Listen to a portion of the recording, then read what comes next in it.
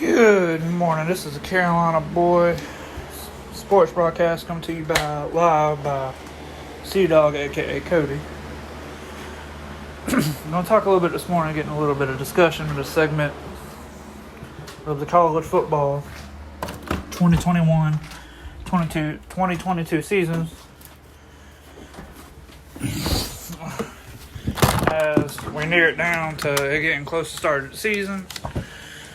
As the first game of the season is, Clemson, Georgia, Alabama, Miami.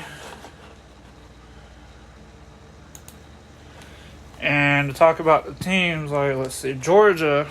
I know I always start off with Georgia. That's just my team. Georgia, they're looking pretty stout this year. This could be their year, knowing that they had their star wide receiver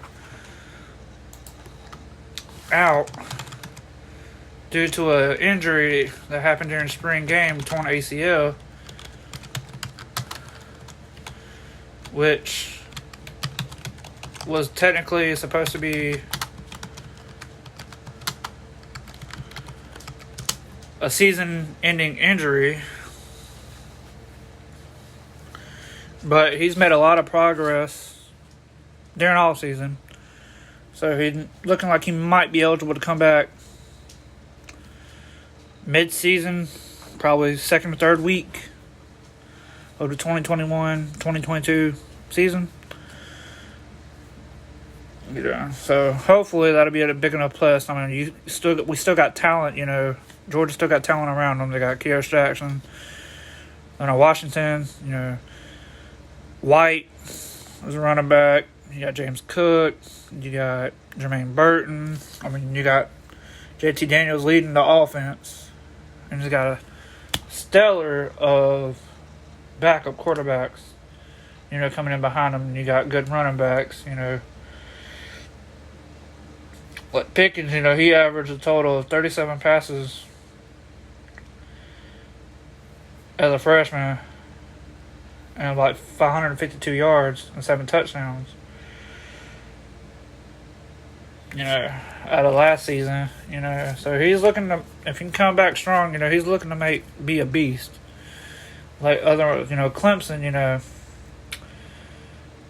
Clemson on the other hand, they lost their two best players. They lost, Trevor Lawrence, phenomenal quarterback. He's going to make it big in the NFL. And they lost Travis Etienne, fabulous running back. The best running back college football had last season.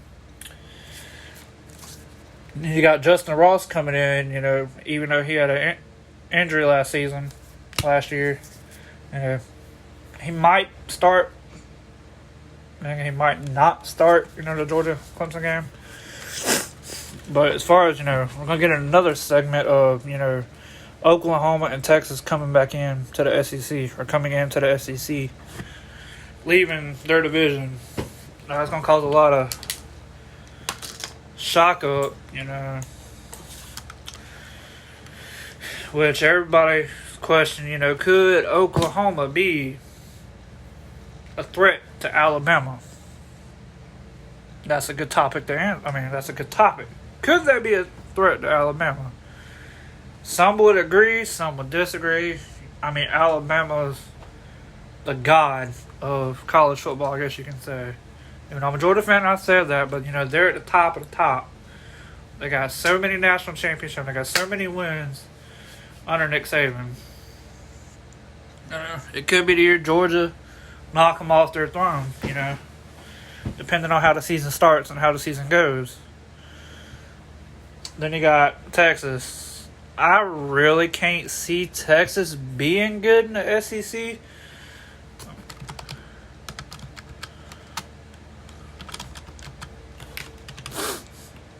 But, anything's possible. Anything could happen. It's just, weird that they're switching over. And, you're going to have all these teams wanting to switch from their division, their conferences, to the biggest, best conference in college football, which is at a SEC, Southeastern Conference. So, I mean, like I said, it could be a weird season this year, I'm interested in seeing how it would turn out, how it would go in certain ways, Then you got, Ohio State. I don't think they're going to come over. They might. It's a possibility. Who knows? But, most of these teams that leave their conferences are going to put a short through because each team, you have to have so many in your conferences to actually be able to play each team. Then go to the division, then you go to your, like, Pac-12 championship, Big Ten championship, ACC championship, SEC championship, and if all these teams leave their division just to switch over to the Southeastern Conference, it's really not going to make any sense for the rest of the teams that are left into the division conferences because they're not going to have nobody to play unless you just play like one team out of the season. In my opinion, my honest opinion, that's what it would be. And then it would just make it more of a threat to certain teams that are joining the SEC. Because you got Georgia, which is always up there. They may fall. Like the last 2 years, they fell on into the championship. Well, the championship. Couldn't make it to the playoffs. But anything could happen. Florida got lucky last year and went to the playoffs, but they lost to Alabama. Or they went to the SEC championship and lost to Alabama. Then you had Clemson go in the playoffs and lose to Ohio State. That was a shocker. To be honest with you. That was a shocker. That cheap shot, the targeting call, I guess, and some right minds, would have been targeting because he led.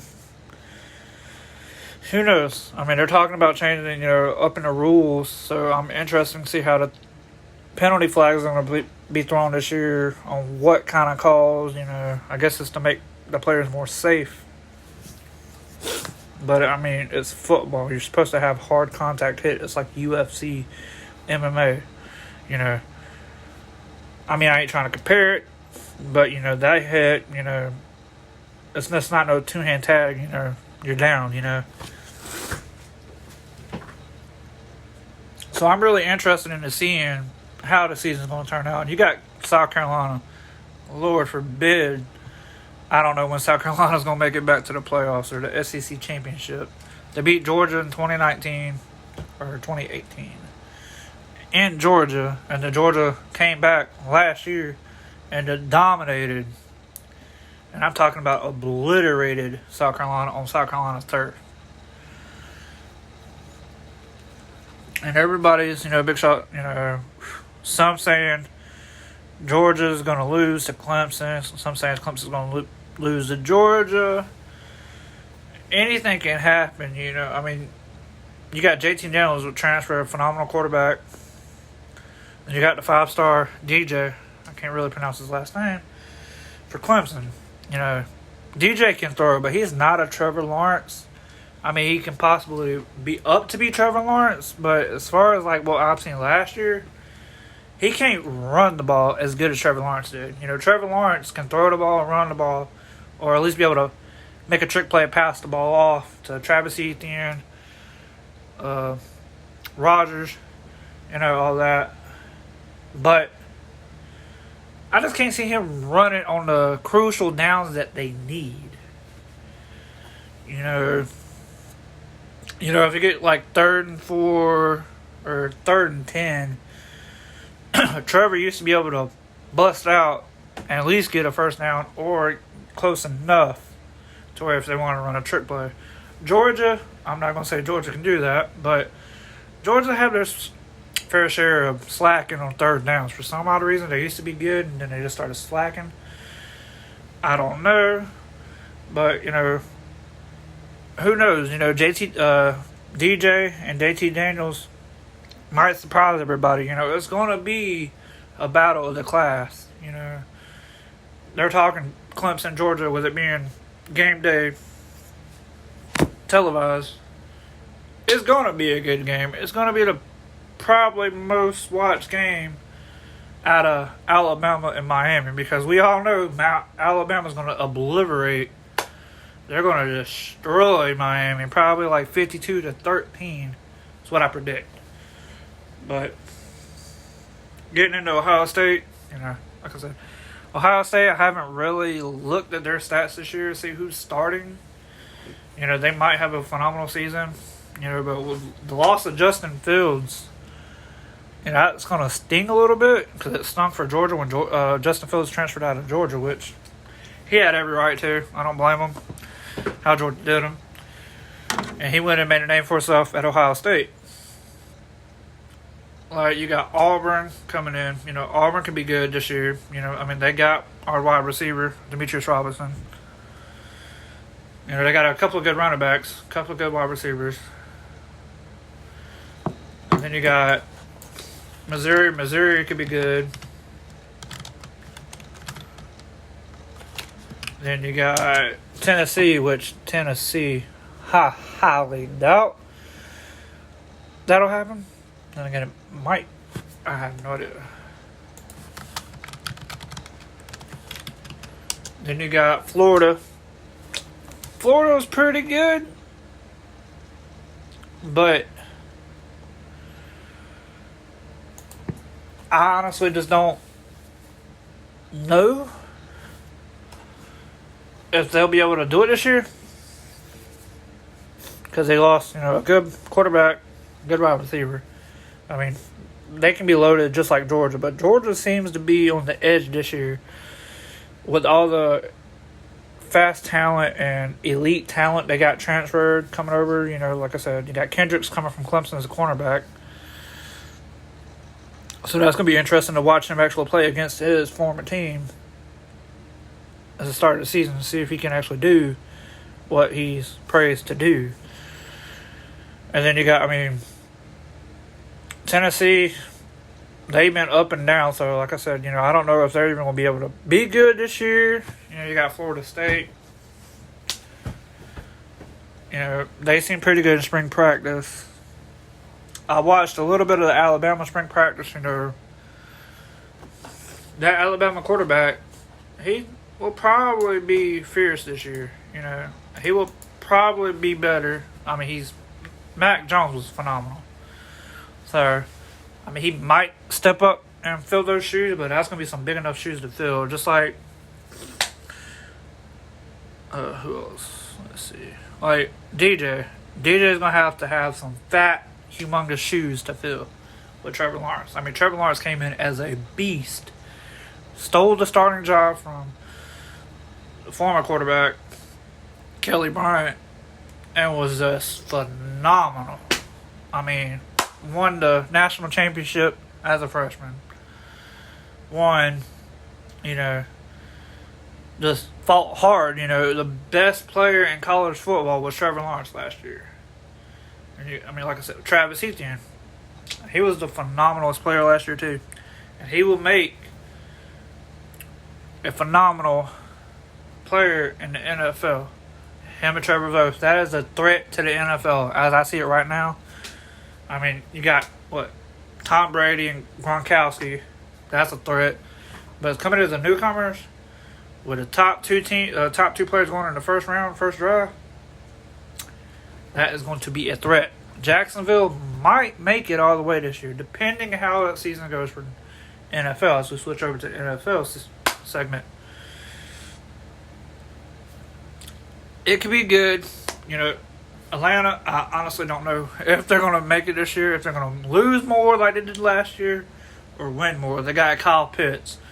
But they screwed up when they jumped Justin Fields to go to another player who's been in the league for a while. Justin Fields would have been a perfect spot for Atlanta, my honest opinion. But Justin Fields got selected by Chicago because Chicago wanted him, because Chicago didn't have anybody good. You got Kansas City. That's probably going to be a dynamic team this year, because you got Clyde Edwards-Helaire coming in from last year. You got Mecole Hardman. You got Hill. You got Travis Kelce. You got Patrick Mahomes, which was MVP. Even though they didn't go all the way to the playoffs, I mean, they lost to Tom Brady, which was a tragic. That was sad. I cried. It's just be interesting, how the season's going to go. And I mean, as the season starts, it gets closer, and I'm still going to be talking. And when actual game day, I'm going to try to be broadcasting, talking, and streaming at the same time during the game, and give you a lot of updates on how I feel that game's going to go. And each game, each segment, there, especially when it starts, I will talk about beforehand, afterhand, what could have happened, how the game went, stats, and all of that. So I just want to go ahead and end this segment today. This is Carolina Boys Sports Podcast 2021-2022 college football season. And I will see y'all later.